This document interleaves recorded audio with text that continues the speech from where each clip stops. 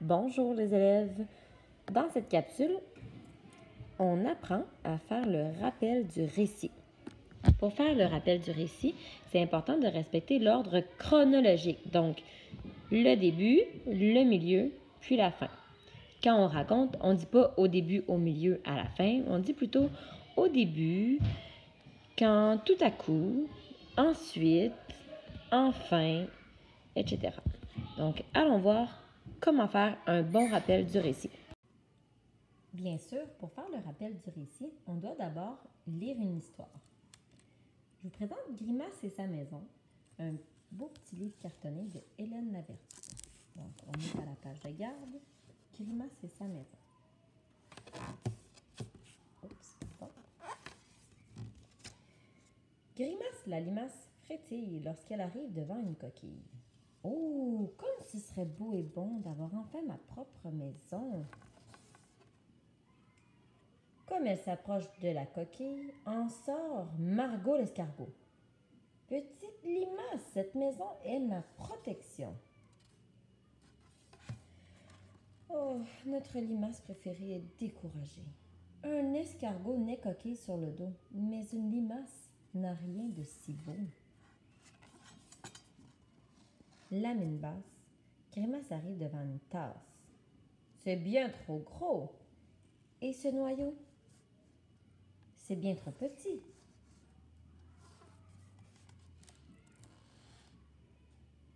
Grimace regarde sous une feuille et est émerveillée. D'y trouver une clochette ronde et dorée.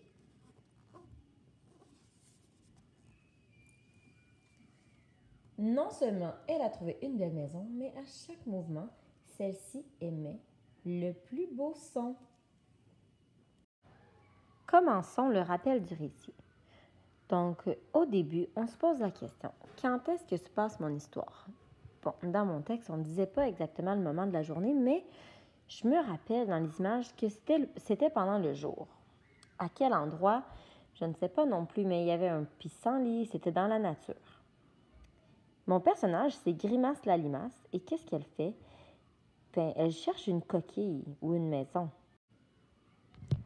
Donc, son problème, c'est qu'elle veut une maison. Elle arrive devant une petite maison et oh, c'est Margot l'escargot qui en sort. Donc ensuite, elle continue son chemin pour trouver une maison. Arrive devant une tasse, devant un noyau, c'est trop gros, c'est trop petit. Et puis, enfin, Margot arrive devant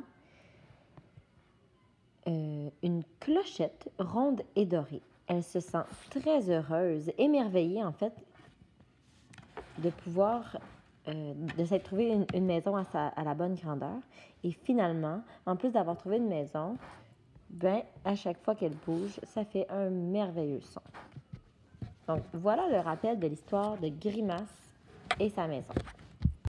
Donc, lorsqu'on fait le rappel du récit, à l'école, on vous fournit à l'élève l'aide-mémoire suivante. Donc, au début, il faut penser à dire quand, où, qui et que font les personnages.